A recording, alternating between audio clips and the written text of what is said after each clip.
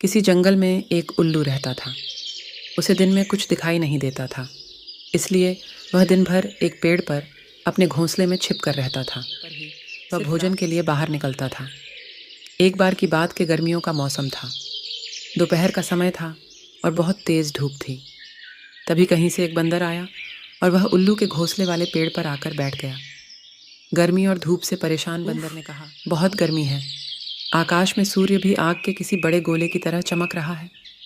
बंदर की बात को उल्लू ने भी सुन लिया। उससे रहा नहीं गया और बीच में ही बोल पड़ा, ये तुम झूठ कह रहे हो। सूर्य नहीं, बल्कि अगर चंद्रमा के चमकने की बात कहते तो मैं इसे सच मान लेता। बंदर बोला, भला दिन में चंद्रमा कैसे चमक सकता है? वह तो रात में चमकता है, और ये दिन का समय है तो दिन में सूर्य ही चमकेगा। यही कारण है कि सूर्य की तेज रोशनी की वजह से बहुत ज़्यादा गर्मी हो रही है। उस बंदर ने उल्लू को अपनी बात समझाने का बहुत प्रयास किया कि दिन में सूरज ही चमकता है, चंद्रमा नहीं। लेकिन उल्लू भी अपनी ही जिद पर अड़ा था। इसके बाद उल्लू ने कहा, चलो हम दोनों मेरे एक मित्र के पास चलते हैं, वही इसका निर्णय करेगा। बंदर और उल्लू दोनों एक दूसरे पेड़ पर गए। उस दूसरे पेड़ पर उल्लुओं का एक बड़ा झुंड रहता था।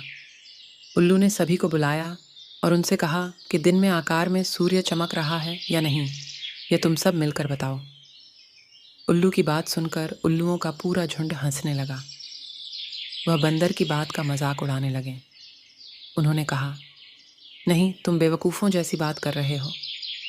इस समय आकार में तो चंद्रमा ही चमक रहा है, और आकाश में सूर्य के चमकने की झूठी बात बोलकर हमारी बस्ती में झूठ का प्रचार मत करो। उल्लुओं के झुंड की बात सुनने के बाद भी बंदर अपनी ही बात पर अड़ा हुआ था, जिस देखकर सभी उल्लू गुस्सा हो गए और वे सारे के सारे बंदर को मारने के लिए उस पर झपट पड़े।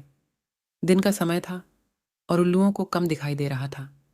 इसी वजह से बंदर वहां से बचकर भाग निकलने में कामयाब हो गया और उसने अपनी जान बचाई। कहानी से सीख। पंचतंत्र की यह कहानी हमें सीख देती है कि मूर्ख मनुष्य कभी भी विद्वानों की बात को सच नहीं मानता है। ऐसे मूर्ख लोग अपने बहुमत से सत्य को भी असत्य साबित कर सकते हैं।